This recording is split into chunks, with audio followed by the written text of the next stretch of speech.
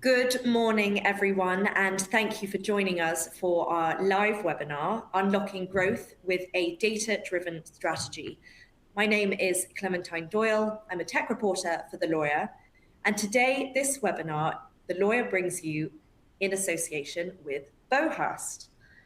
Now, over the past 2 years, you will know as well as I do, AI has dominated conversations in the legal sector. We've heard promises of accelerated insight and smarter business development, but that means nothing without the data to back it up. Law firms now have access to unprecedented volumes of data, yet many firms are still struggling to turn that information into meaningful action. Today, we're going to explore what's holding firms back and what data maturity really looks like. We'll also be unpacking how AI changes and doesn't change the fundamentals of business development and client strategy.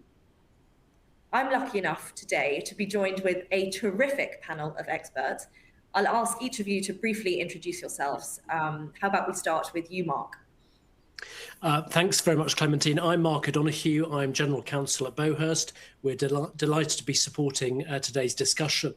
Bowhurst tracks the UK's private companies, every update on every company every day, whether that's who's raising capital, who's entering new markets, who's scaling, and who's quietly becoming tomorrow's headline client. Many law firms use our data platform to replace educated guesswork with evidence, whether that's for sharper business development, more focused sector strategy, or better informed due diligence. I'm very much looking forward to this discussion to see how firms that use data well aren't just working faster, they're positioning themselves earlier and gaining real competitive edge in the market. Brilliant. It's a pleasure to chat with you today, Mark. How about we move to you now, Charles? Yes, hi there. Thanks, Clementine. I'm Charles Thornhill, founder and chief of Harken. Harken specializes in client listening and insights, looking to really sort of bring the link of the voice of the client through to business transformation, innovation, and AI adoption. Prior to founding Harken, I was a business development and marketing professional for about 20 years within law firms, having roles such as CMO or head of regions in Asia and the UK for the likes of Travis Smith, Linklaters, and most recently Lewis Silkin. Brilliant. And Anne? Good morning. I'm Anne MacDonald and I'm a partner at the Scottish independent law firm Harper McLeod. And whilst I was previously a practicing solicitor, for the past 18 years, I focused my career on business development and client relationships at Harper McLeod. And I'm really delighted to join this discussion this morning. Brilliant. It's lovely to have you all here. Today, we'll be covering quite a lot of ground, but for the audience, of course, there will be a Q&A to answer any more questions that you might have. So please do send them in and we will address them at the end. So without further ado, let's move on to our first topic, which is the biggest barriers to turning data into usable insight. And I want to come to you first, Mark. From your perspective, what is the central barrier preventing firms from turning the data they already have into usable insight? Thanks, Clementine. Well, the single biggest barrier isn't that firms lack data. It's that they lack a visible, unified, trusted view of it. Law firms, you'll know, generate enormous amounts of information. There's billing data, there's matter histories, there's CRM records, there's sector notes, there's fee earner spreadsheets, but it sits across all sorts of disconnected systems. So it's not really a data problem. It's more of a where did Dave put the spreadsheet problem? Sure. And without a clear, sorry, go on. No. I was just going to ask kind of how much of that comes down to confidence in the clarity. Well, I think that leads on to the second barrier. The second barrier, I think, is trust. Right. Even where systems exist, confidence can still be fragile. If CRM data is incomplete or it's inconsistently updated, then lawyers revert to instinct. And instinct is very powerful. It just isn't scalable. And then the third barrier is incentives. Data entry can feel a little bit like an admin tax rather than a strategic investment. But the commercial cost of that is very real. Without reliable insight, business development becomes reactive or exhausting. You can spend a whole day at a networking event, come back with a load of lovely conversations, but very little else. So if I had to suggest one practical fix, it would be to treat CRM as our institutional memory, not a database, but institutional memory. In other words, what allows a firm to act collectively rather than relying on whoever happens to remember something. So they're the barriers: fragmentation, trust, and incentives. Once they're addressed, the real opportunity isn't just having data, it's using it strategically. And I think we'll come to unpacking that a bit more. I want to go to you, Charles, now. So, even when firms do have organized data, many still aren't using it strategically. What's the gap there? Well, that's right. And I think just to build on Mark's point, we've been in an era where all this data is siloed across different systems. But I do think sort of in the last, I was about to say 10, but that'd be too kind. I think in the last 5 years, the legal industry is really sort of focused on integrating data and sort of striving for this utopia of a single source of truth. They can go to one system and find out sort of the finances, the client relationship, and all that sort of thing, which is great. And that's sort of the data integration piece. However, if you talk about data maturity, that really is just the operational side, where it's collated, stored, and integrated. And we often find ourselves.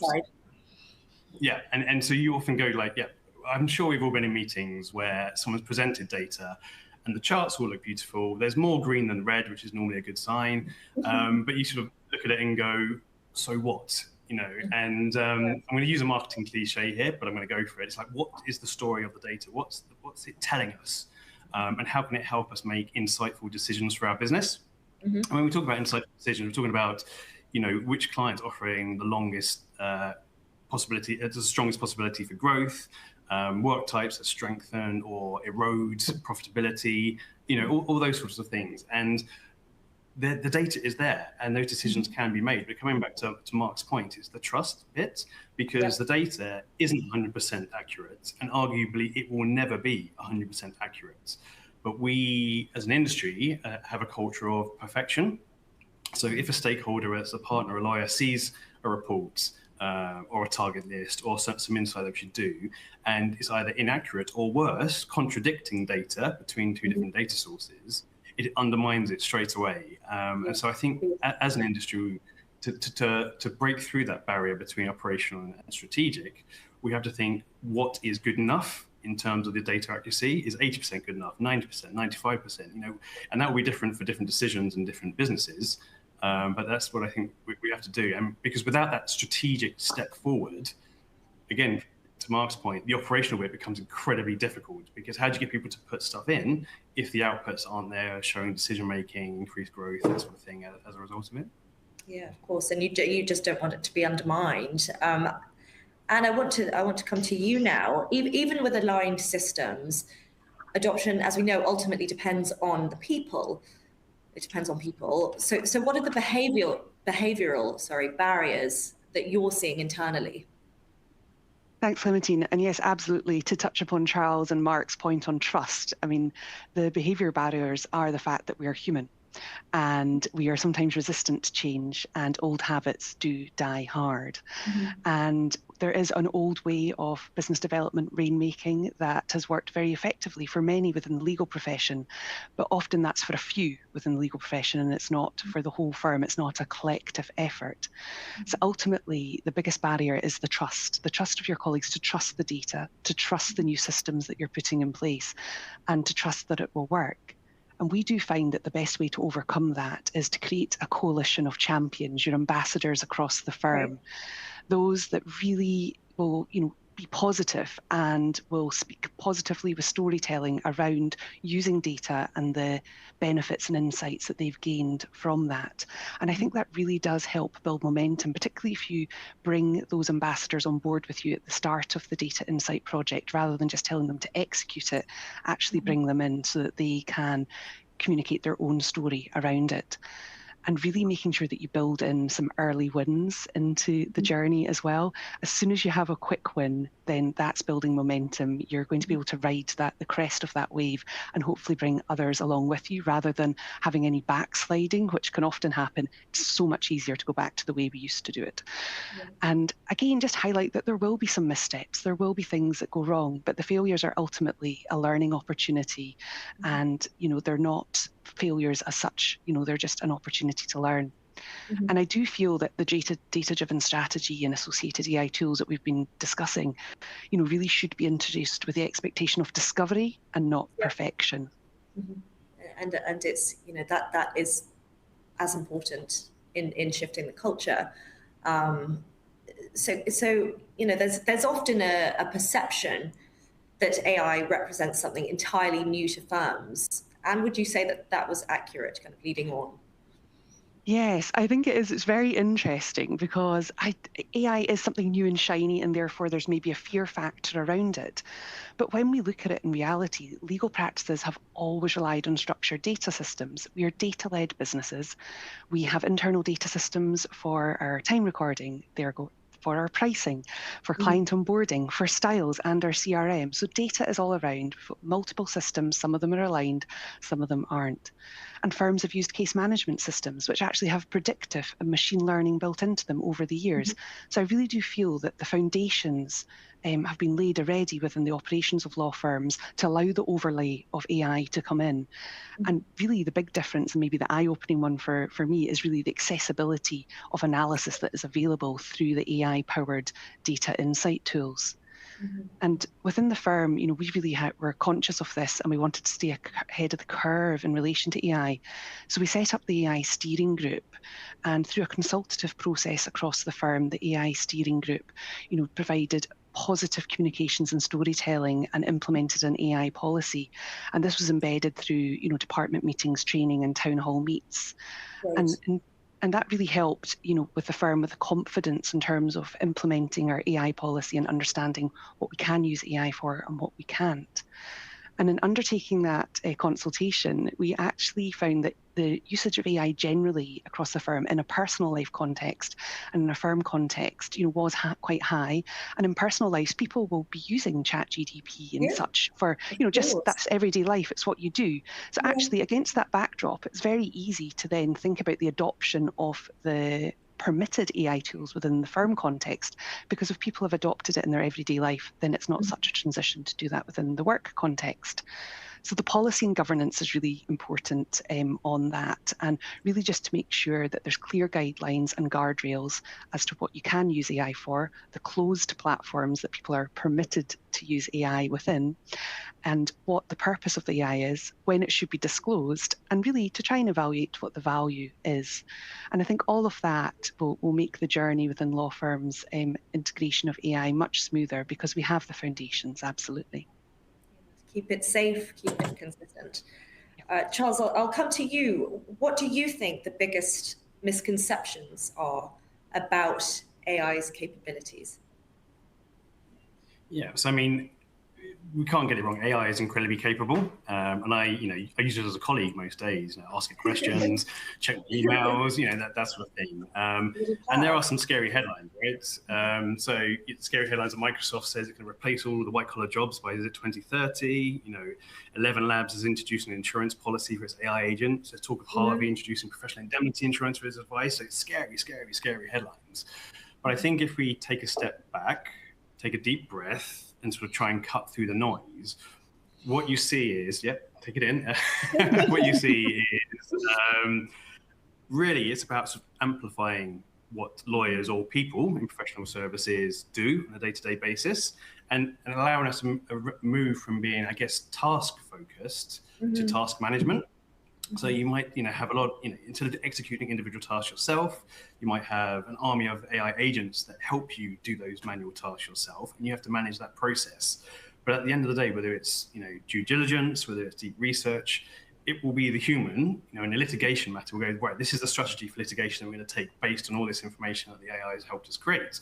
Or if it's a negotiation in a corporate deal, it's like, right, now we have all this information from AI, we've managed it, we've got it here, this is the strategic angle we're going to take in this negotiation. So it is really sort of allowing you to go up the chain. And I think the best way I heard it described the other day, I can't take credit for this, but it was like an orchestra. At the moment, law firms have a number of conductors, that's normally the partners, and the talented musicians are the lawyers who are sort of going through and they bring it all together. We might move into a world where there's many more conductors, instead of all the lawyers, conducting an orchestra of AI agents. And so we then get to a position where actually, are we doing more with the same or less with more? I think I might have got that slightly wrong, but it's just where our priority is with focusing on things. But I think where it will always come down to the human element, that's the most important, is that AI always relies on the human counterpart acting rationally and acting logically.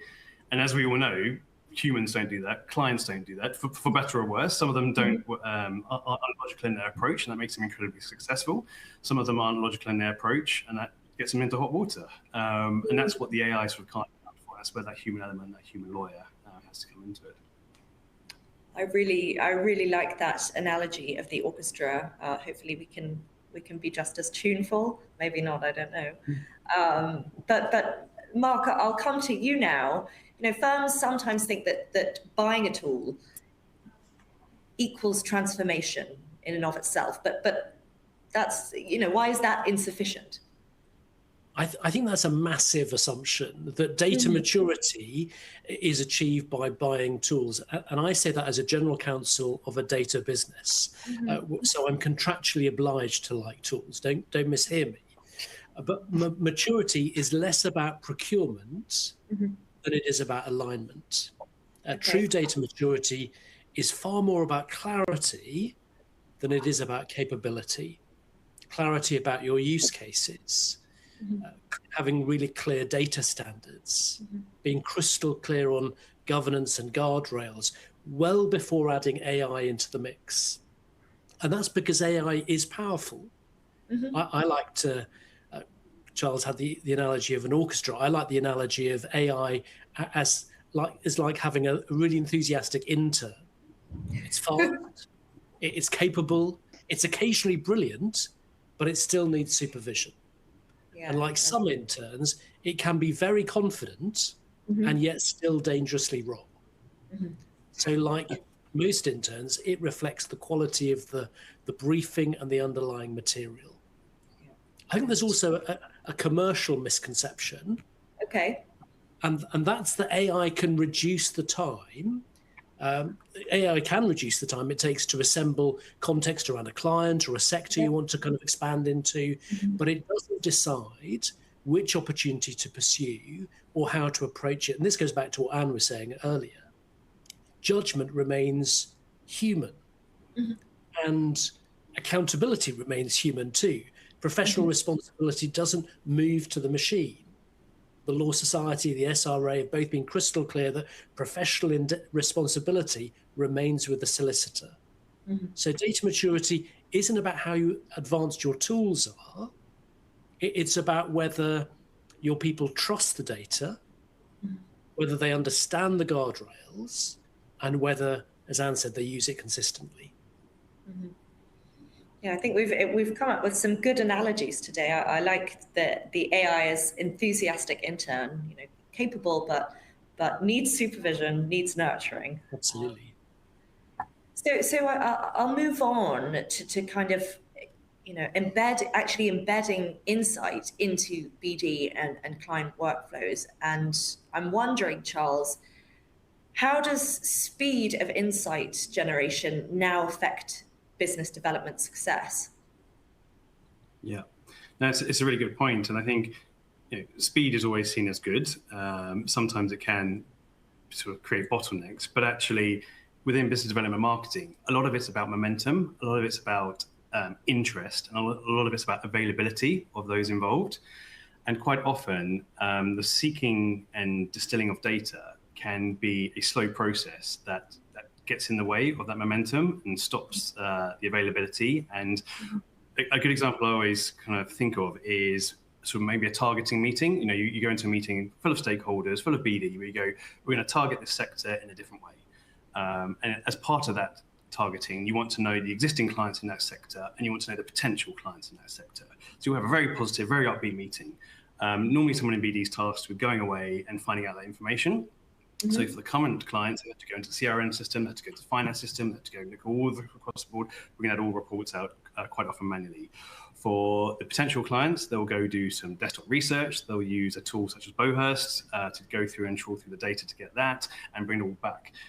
In reality, it could be a few days, but you might be talking a week. Bring that report back, show it to the stakeholder group again, and oh yeah, that's great, that's useful, but there's some inaccuracies here, or we want the data in a slightly different way. So BD person has to go away again, come back with it corrected in the way it's needed. You'll probably be talking about 2 weeks. By that point in time, everyone's forgotten what the meeting was about. Everyone's got busy on something else. The momentum's gone, and then that poor BD person, it's like pushing mud uphill, trying to get everyone's enthusiasm back for that targeting campaign anymore. Where we're going now with integrated data, databases, and AI is that you might have a meeting in the morning. By lunchtime, you've got a first cut of the target list, both potential and both existing. You come back, huddle, right, that's correct, that's wrong, can we have it a different way? By mid-afternoon, you've got that list ready to go. So in the same day, you sort of got yourself in shape, ready to rock and roll to go out and start targeting those clients. And I think that's the kind of speed and momentum that will make a really big difference. Yeah, the tension between momentum lost and fading opportunities is not something that we want. I'm wondering, how does this play out practically inside a firm? And you'll be able to speak to this. Yeah, thank you. And yeah, it's absolutely can ring true with everything Charles has said. And I have experienced those meetings myself and that feeling of mud up a hill, but not anymore. So within our BD team, we've always been data driven. So it's been data driven insights that have informed, the pitches, the bids that we'll be going for, the BD activities and the client relationships. And that's something, that we're really proud of and that we've always utilised. But in recent years, the past 2 years, that's been supercharged, and that's because we've implemented Bowhurst within the firm and within the BD team. And the combination of Bowhurst with our internal CRM system means that we can prepare for meetings in minutes, not hours and not even weeks, as Charles mentioned. So our lawyers at all levels across our firm and our business services teams can actually achieve a deeper understanding of our clients' recent activity. They can look at the strategic drivers and also the wider sector trends that the client is operating in. And I think that just leads to much richer, more valuable discussions that the lawyers can have with their clients when they go out to see them. And it also aligns with our client discovery as well. We can do targeted profiling on Bowhurst, which allows us to identify and engage prospective clients without the manual process, which we'd have to go through before, which would be multiple different sources, multiple different platforms, and then bringing it all together in a presentable way.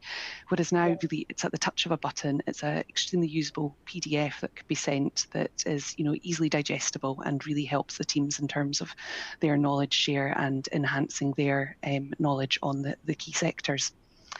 And I guess on that time save point as well, efficiencies, even just using something as simple as Copilot for the efficiencies for the follow-up from these meetings that Charles mentioned and from BD meetings, all that administration is now taken away from you thanks to the meeting follow-up notes, the action notes that are implemented.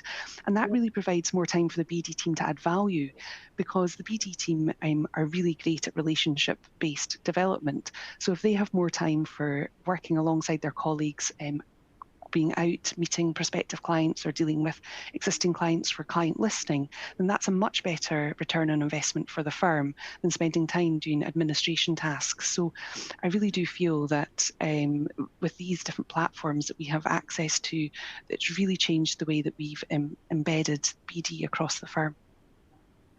Yeah, that's great. I think we can all sympathize with the crusade to reduce the burden, I'm sure. And I want to come to you now, Mark, and can you share insight as it pertains to action driven, and how do firms embed insight into their routines? Yeah, that's a good question. First of all, let me just say, Anne, you say the sweetest things about Bowhurst, and remind me to send you something as a nice gift afterwards. But of course.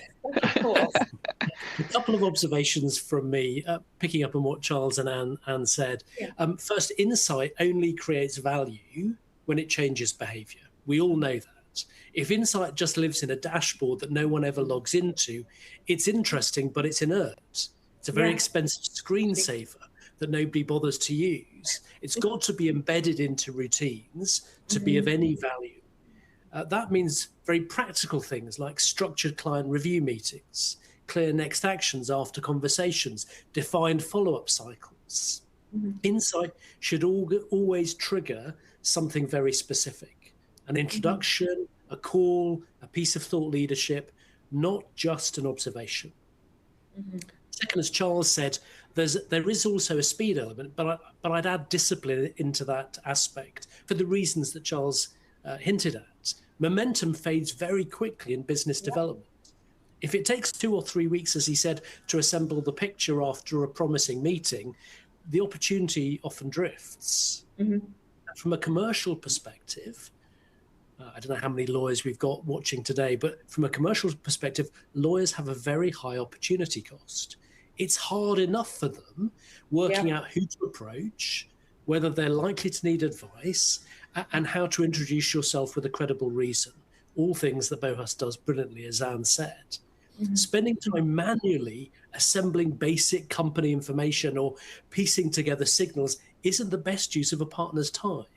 The real value lies in using insight to have better conversations, not in building the spreadsheets. Absolutely. So embedding insight is really about ritual and ownership. Regular review cycles, clear responsibility, defined next steps. Because insight that doesn't translate into action, well, it's just well-organized curiosity. And that won't get you very far. Exactly. You know, I want to kind of unpack where AI can add value and where it doesn't. And you know, Charles, do you have anything to offer on that? You know, where does AI add the most value actually in practice? Yeah, no, definitely. I mean, I think we just discussed the insight bit. That's where it can really help, and allowing you to be better prepared and more aware of your clients. You know, so where is it good? It's good at opportunity spotting, client analysis, research. It can help with pricing and scoping. It can help personalize content, all those sort of things.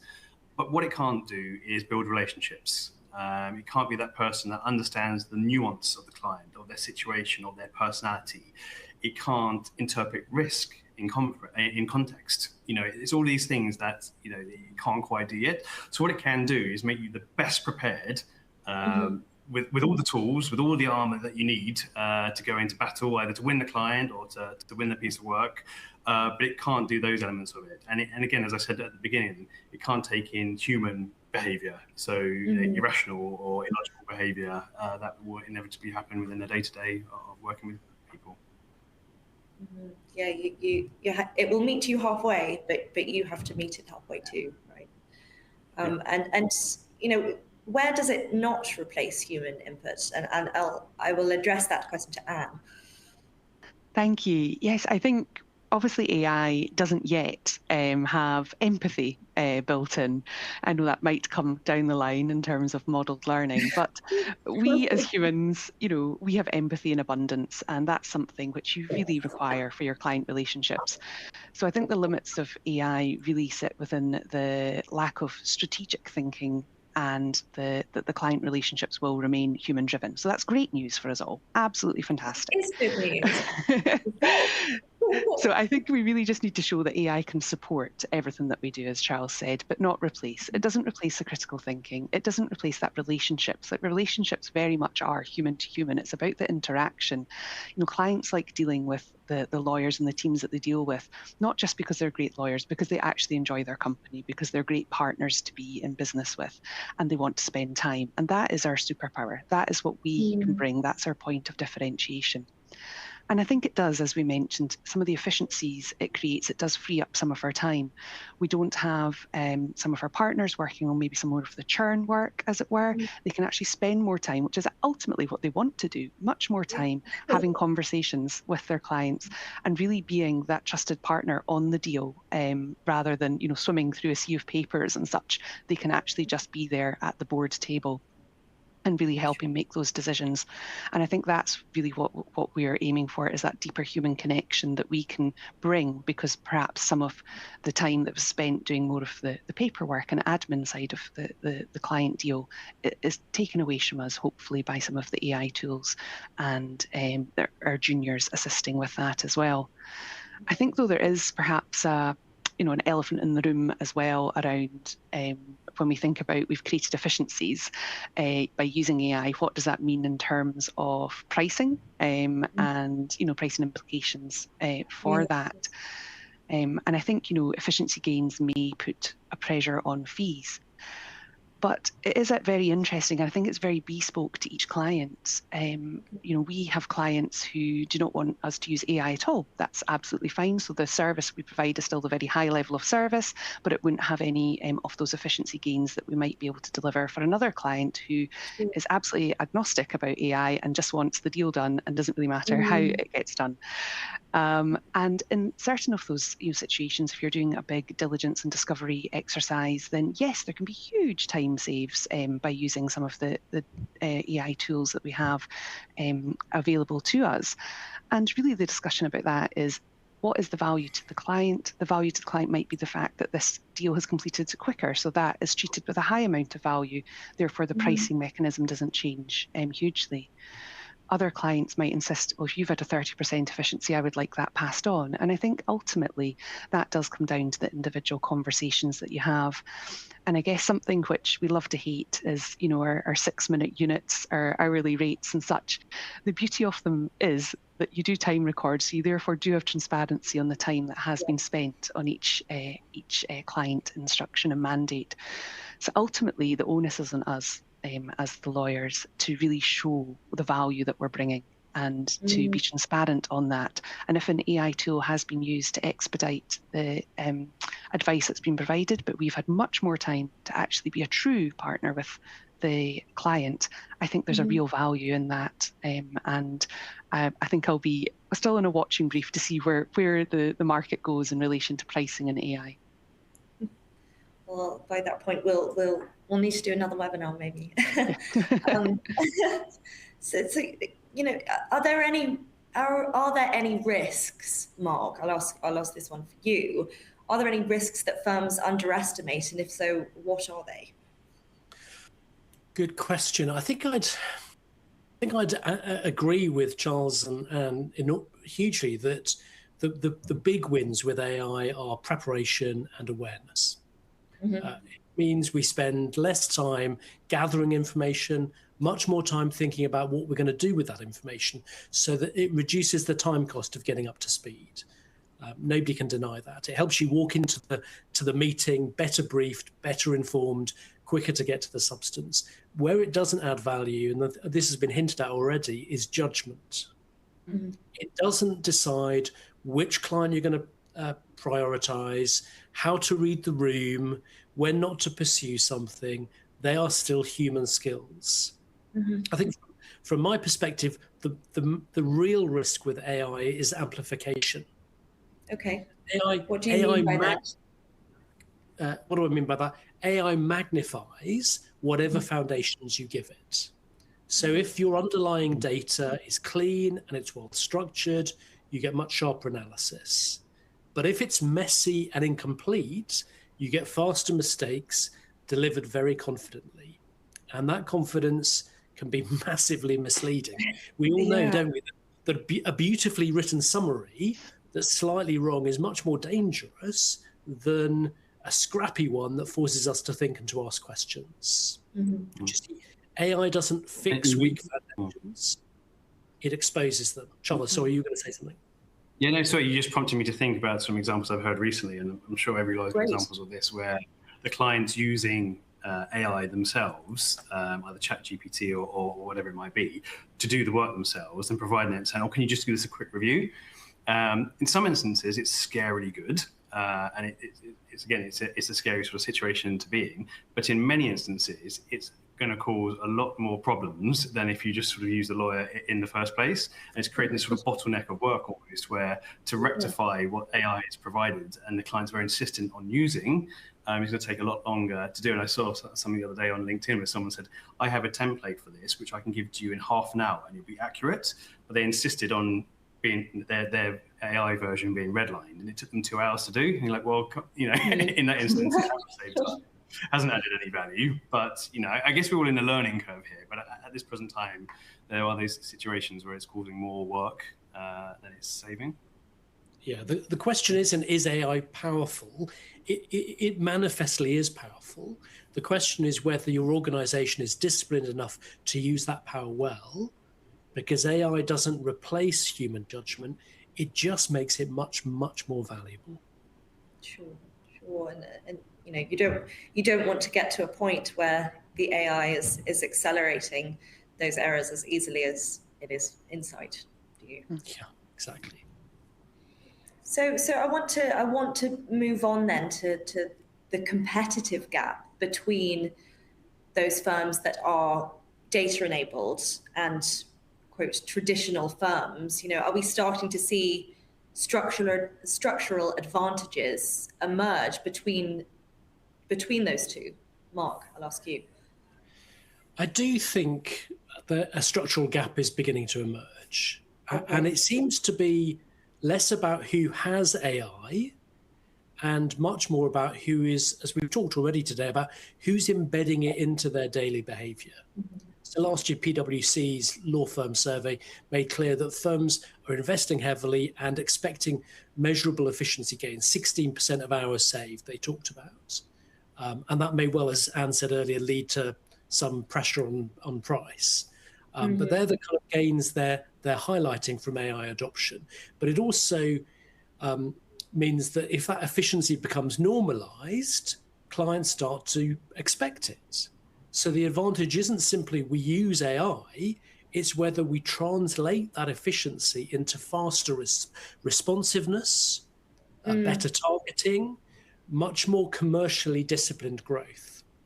And over time, we know that compounds. There's also a time economics point, isn't there? Partner time is very expensive. We all know that. We know if some firms, we do. Just ask the clients. If some firms are still manually assembling market intelligence while others have signal detection built into their workflow, as Anne does, then that becomes a structural difference, not just a technological one. Yeah, of course. And I think the clients are expecting more. Clients increasingly expect their advisors to understand their business and to anticipate their needs, not simply wait for their instructions, as in the good old days. Yeah. So the competitive gap that you've asked about, Clementine, it isn't one between firms that have got tools and firms without tools. It's between firms that make the most of those tools and firms that treat them as just, I don't know, background information. I've got a prediction. In 5 years' time, here's my prediction. In 5 years' time, firms who say we don't really use data are going to sound a little bit like firms today who say we don't really use email. It is a bold brand position. It's just not one you want. Well, we can check back in 5 years' time. Hopefully, we'll do so anyway before then, but definitely in 5 years' time and evaluate that prediction. Charles, picking up on what Mark was saying about the shifting client expectations in response, do you have anything to share on that particular point? No, 100%. And I think, apart from agreeing with him, just to sort of take a step back and think of the context within that is in at the moment. At the moment, competition is fierce in the legal services sector. It's never been higher, but differentiation is incredibly hard. So, I think you can read most law firms' websites and they're all give straightforward commercial advice. They're all very innovative. They're all trusted advisors. That's probably 50 of the top 100 firms. I just sort of described the homepage there. And that's not a criticism. That's just, it's hard to differentiate yourself in this market. And those are all the keywords. But it's now not about what you say. It has to be about what you do.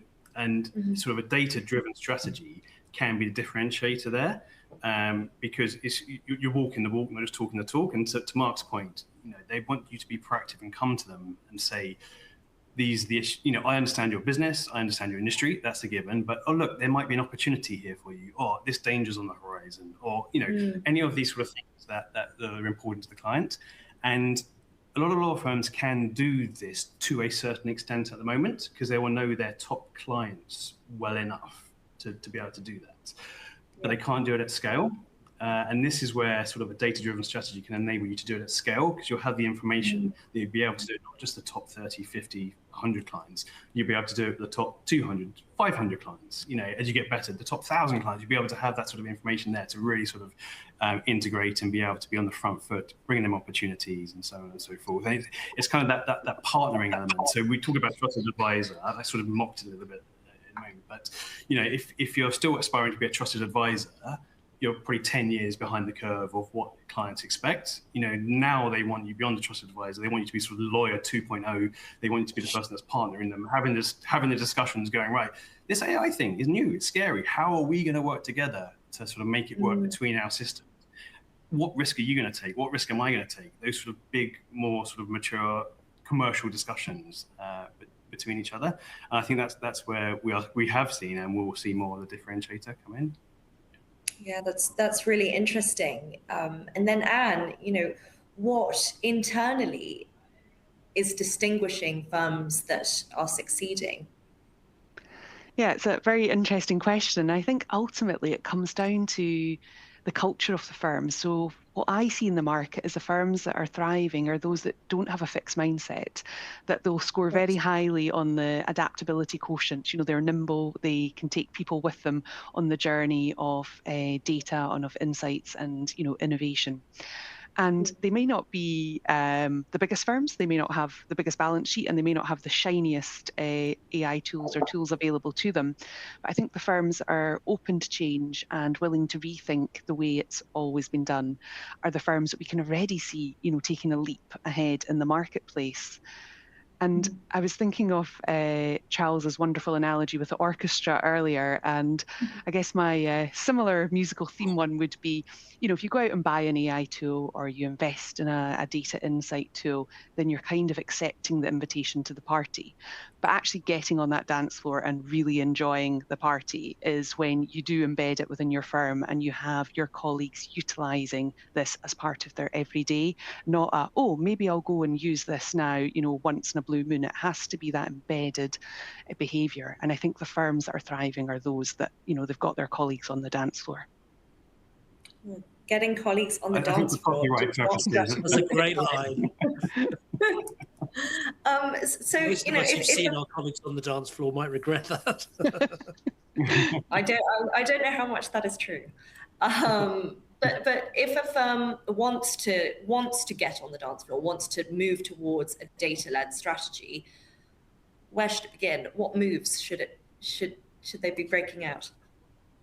Yeah, I think the moves that they need to break out are probably the very basics. So it's like going to your elementary dance lessons for this. So I think really you have to understand the existing data that you do have and almost conducting an internal audit as to what data do you have? What data is it that you want and why do you want it? What is the business need or the purpose? What insight will that give to you by having that data? And really, having those internal discussions and then setting that baseline data. And I think time spent on that exercise is a huge investment into your future prosperity of the firm. So it's time very well spent. And then it's essential to think about the systems that you have. Do they align with one another? Do they talk to one another? There's so many firms where, as we discussed at the outset, there's fragmented data, it's siloed and it's not able to bring it together. So I think if you're looking to take those first steps towards the data-led strategy, it's really looking at the baseline data that you hold and having your systems talking to one another. Once you have those foundations, you can absolutely progress in the way that we've described today. Great. It's so crucial to establish that that baseline. I'll come to you now, Charles. Who should own data internally? Can you shed some light on governance and ownership? I mean, that's the biggest question, right? I think what we often see is ownership of systems. So whether it's the CRM system, the finance system, the HR system, but lack of ownership of the data that's within those systems. And to a certain extent, I understand that because it's kind of a team effort, right? Not one person or one team can maintain that data. Everyone has to be on top of it. But you have to give responsibility and ownership to someone within the business, because ultimately, building on what Anne said, to get this right, the secret sauce or the magic recipe, it's really quite dull and boring and completely unsexy. It really is kind of like the consistency of input and review, so that people putting the information right, people checking it's in there right, the governance of the data sets, like what data, why, how we're keeping it, how long we're keeping it for, all those sort of rules, and then as you say, the ownership point. Someone in the business has got to own it. It probably makes sense for the respective teams to own the data within their respective systems. And that's certainly, from a CRM perspective, which is closest to what I've ever done, the BD teams have always taken on responsibility for trying to make sure it's as up to date as possible and encouraging those best behaviors. So the likes of HR, finance, and so on and so forth should probably do the same for themselves. Hopefully that's not too bold a point to say. But then also it is a team sport, as I said. So the partners, the fee owners, everyone has to take the responsibility. If you are inputting data into those systems, you have to make sure it's as accurate and reliable as possible. But then it's up to the others to sort of put their checks and balances to make sure they're there. And then just coming back to sort of Anne's point about how to build it out and how to sort of get them embedded successfully. I think we need to think about outputs quite early on because it comes to that operational maturity versus strategic maturity. Operational maturity is quite hard to get, but you can do it. But then it can lag off if people don't see the benefit of, we put this time in, we put the admin time in, what are we getting out of it? Is it shiny dashboards? Well, that's a step forward, but really I want work out of it. I want opportunities to go after. I want these sort of things. So the more you can focus on those outputs, the more adoption should follow, hopefully. And Mark, can you offer any advice on how do you ensure lawyers actually use the tools available to them? Yeah, I think it is all that Anne and Charles have said so far is really important. The only thing I'd add is enable your people, empower your people, encourage your people. We can align systems, we can put the governance in place, and we should do that. But unless lawyers understand how those kind of data-driven insights will improve their own client conversations, then adoption is going to stall.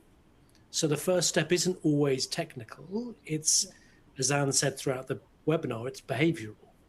So start small, pick 2 or 3 use cases that genuinely matter, perhaps top client growth planning or identifying companies in a sector that's signaling change, prove the value quickly, and then train around that.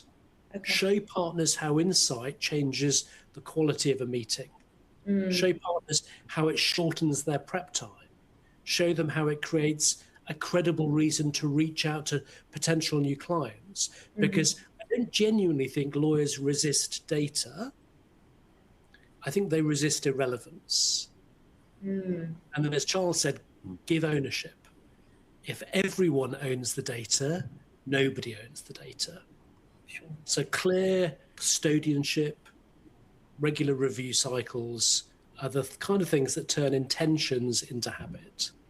So data-led strategy isn't built on a massive single transformation program. As Anne said earlier, it's built through consistent, visible wins. I think that's a really valuable point to hammer home. Anne, to you, what does data-led growth look like in practice inside a firm? Great, that's a very good question. And to build on Mark's point earlier, the key word for me is empowerment. I really think it empowers staff at all levels across the firm to really take the lead and be able to undertake business development activities. You know, for a very long time, a lot of business development activities sat with the rainmakers or lead partners, but now, because of the accessibility of insights through platforms, you know, such as Bowhurst, the confidence you can gain from the insights that you gain from looking into specific prospective clients or your existing clients really do equip some of our more junior lawyers with the ability to go and have these deep discussions and to feel confident in doing so. So I think it's the empowerment aspect. And I also think, as we've mentioned, when insight is embedded into the day-to-day, everyday behaviour, it really just changes how we engage with each other, with our clients, with the market, how we prepare and how we can make decisions. So for me, I think that's what it looks like in practice. Great.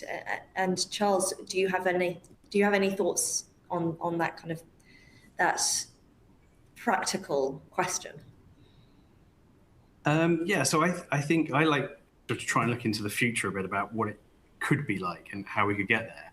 And to do that, sort of look outside of law and the legal industry and look at the people who are best known for using data in the most incredible ways. And a prime example of that, or the best example, is probably Amazon, but most retail outlets will do the same now. So the obvious one is the clustering of, you know, you bought this, other people who bought this also bought this, you know, and it entices you to buy more and to find more and stuff like that. So it does it from a sales point of view, but also in the background with all that data. I don't know how much people know about Amazon warehousing, but they don't have normal warehouses where everything's grouped together either alphabetically or in the product types. They cluster the products together based on buying habits. So once upon a time, it used to be workers went around and they could get it accessibly. Now it's robots go around and get it very easily and accessible. And that sort of clustering principle, I think, can play really strongly with us because it falls into something we already talk about a lot, which is cross-selling. And historically, cross-selling, you know, you have been able to use data a little bit to sort of work out which goes where, but quite often that's on a rudimentary basis. And say if you take a corporate transaction, an M&A transaction, it's like, oh, right, there was also data, employment, maybe some real estate involved as well. And like, okay, is that cross-selling or is that just because that's what a corporate transaction needs, is all those elements to it? Whereas you can start to look at, and I've worked with this in previous firms and people have been talking to this, the concept of cross-selling pathways, where you can go, right, so from employment, for example, yes, you have immigration and pensions and reward, that's obvious, but actually you have employee data. Aha, that's an interesting. And employee data, then that goes into the data team, they do some consumer data. Consumer data then goes into commercial. Then you're selling the commercial to IP. You can go commercial to corporate. You have a great corporate transaction. Hopefully someone on the other side does something wrong in that corporate transaction. You can sell into litigation. You know, you kind of got this flow that you can sort of follow through the business. And that won't be the same for every firm, but that kind of principle, you can start to look at the data and go, that's the key, that's the introductions, that's the next step. You overlay that then with the market data of like, you know, they've just done a fundraising or they've just, I don't know, fundraising, they just acquired another business or they're going through a restructuring, something like that. You overlay those different sets of data, then you're really onto something that can be really insightful and really sort of inform your decisions. And Mark, do you have anything to add to that? Because I suspect that you do. I think it's interesting. I think when data-led growth works, this might go against the future kind of perspective, but I think it just looks very simple. I think it looks like walking into a meeting already knowing what's changed in your client's world. It looks like reaching out before a transaction hits the press, not afterwards. It looks like spotting patterns early on, not reacting too late. It's not dramatic. As we've said throughout today, it's consistent. It means opportunities don't depend on who happens to remember something. They show up, they get discussed, they get acted upon. From what we've seen across many of our law firm clients in the market, the firms who are pulling ahead aren't necessarily the ones with the most tools. They're the ones who have built insights into everyday behavior. Because I think when it comes to data and AI, the real shift isn't from analog to digital. It's from being reactive to being ready. Yeah, that's the important shift.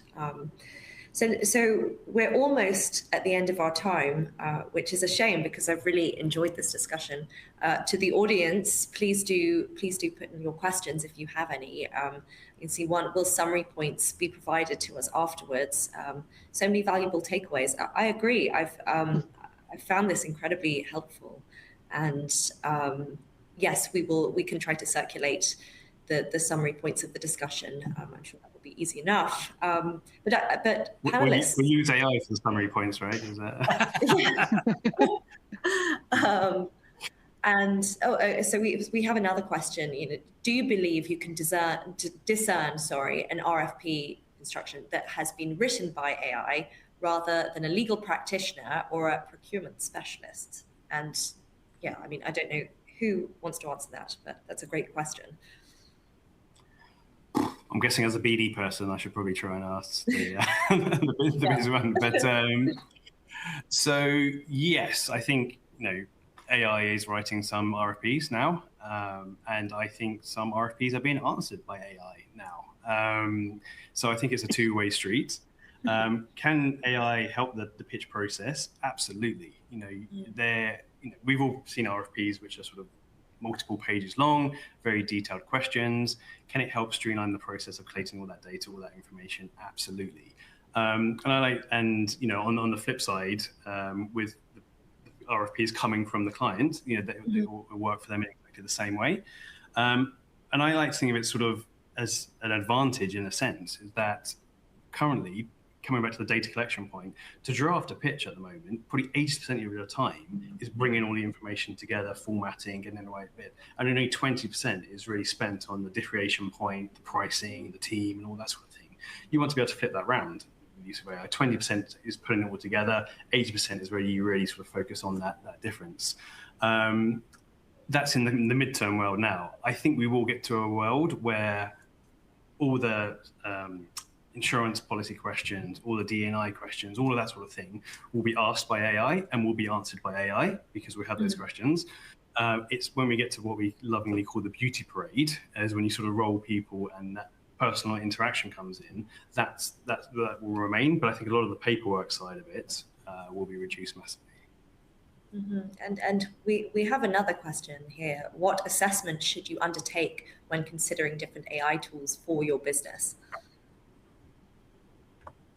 I think that's a really interesting question, and there's just a plethora of AI tools out there. And in fact, I think, Clementine, you wrote a really interesting article recently for The Lawyer on this, and the difference in the number of AI applications that are available. And I think ultimately, you do have to be careful, because we had the demise, I guess, of Robin AI, and that was, such a big AI tool in the past 3 or 4 years. So really, you have to be quite careful in terms of the vendor that you do end up with, because you don't want to have a tool that then perhaps is a failed business or it has a takeover situation. So ultimately, you really have to assess what it is that you need within your firm. And that goes down to that baseline data. That's the starting point. What is it you want the data for? What is it that you're looking for efficiencies to be gained from? And how do you want to empower your people? I think when you have the answers to those, you then go to market. And it's almost like you do have to do your own RFI. You have to think about in the firm, what are the permutations of what you want out of the AI tool, and then assess them on that basis. There's also consultants out there that can obviously help with that process, because we're not all AI experts within our law firm. So it's very good to have those that can guide us on that journey. Absolutely. This is a really interesting question. Is there a risk of smaller firms falling behind the curve on AI, and what things can firms do, irrespective of their size, to use and embed AI when they might be quite resource limited? Jumping on. I think sometimes small firms can move faster because alignment is much simpler. They're not having to get loads of people's input on this and loads of people's buy-in. They can, but please don't make the mistake of thinking the answer, this links slightly to the last question as well, is just getting a new shiny tool.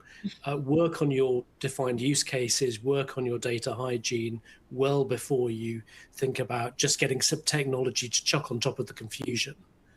That's not going to be a good idea. The key is clarity and consistency, and small firms can do that as easily as big firms, and arguably easier. Well, thank you I think so it's potentially a good. sorry. I think it could be a great leveler for smaller firms because it will allow them to do a lot more with less. And sometimes the human capacity has been a limiting factor, whether it's in legal advice or whether it's in BD marketing. But with some of these tools out there, I see the question about inclusive sort of budget, and so we can't really sort of ask that. But if you can integrate the AI tools, it can allow you to do a lot more with less and probably punch above your weight and have a disproportionate impact on the market if you use it right. Yeah, absolutely. Absolutely. I think that was a good question to end on because sadly we are running out of time. I will say it again. Really enjoyed this conversation, and I hope the audience at home also, or the audience in the office, wherever you are, I hope you've enjoyed it. And there will be a follow-up, I think, summarizing all the points that we've discussed. But that's all from me today. Thank you, and thank you to our expert panelists. You've been absolutely terrific, and you've shared really meaningful insights, and so I'm very grateful. So thank you very much. Thank you. Thank you. Thank you very much. Thank you, everyone. Bye.